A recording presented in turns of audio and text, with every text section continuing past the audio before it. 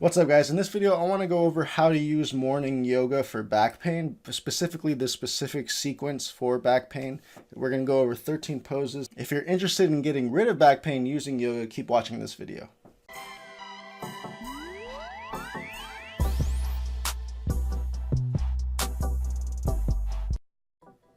Alright guys, so the 13 poses are the back bend, the side bend, both sides, forward fold, cow pose, cat pose, downward facing dog, transitioning into the upward facing dog, the Superman, the bow, or the camel pose, I'll go over that in a second, the bridge, the spinal twist with both sides, and then the child's pose and child's pose twist.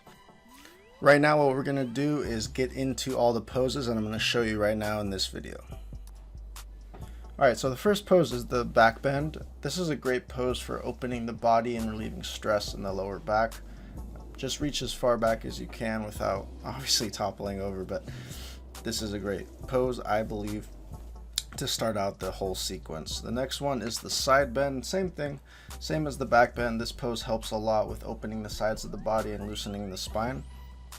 Make sure to do it on both sides. And then the next pose is the forward fold. So this one, if you can't touch your toes, just go as far as you can. This is a great, I just like to do this before this whole sequence because I just think it feels good, but try to keep your legs as straight as possible. If you can't do it like I'm doing, that's totally fine. The next pose is the cat and cow pose. These poses release a lot of tension in the spine, which is why I do it before the following poses in this sequence. So these, like I said, these relieve tension in the spine, I believe, and they just feel amazing. So do these before you do the next one, which is the downward facing dog. This one is probably the most popular pose in yoga, and for good reason.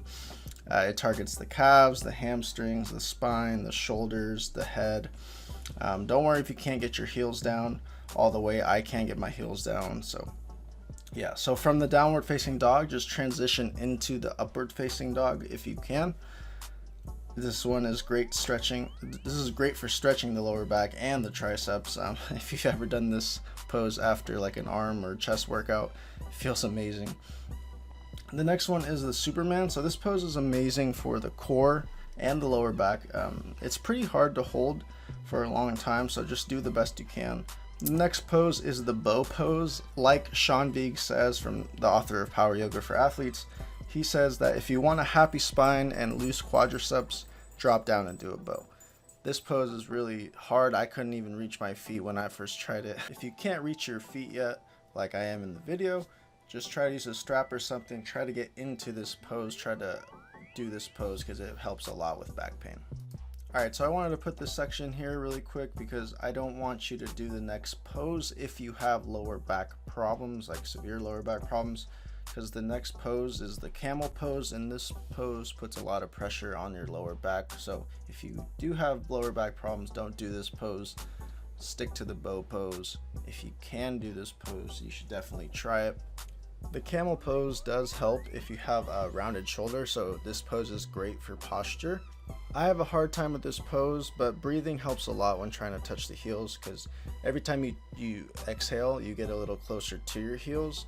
Right now you can see me like stretching and pushing my hips forward before I actually do the pose so I can get there, and then I finally go down and do it. So breathing helped a lot with that, and stretching my hips before doing this pose. But hold this pose as long as you can.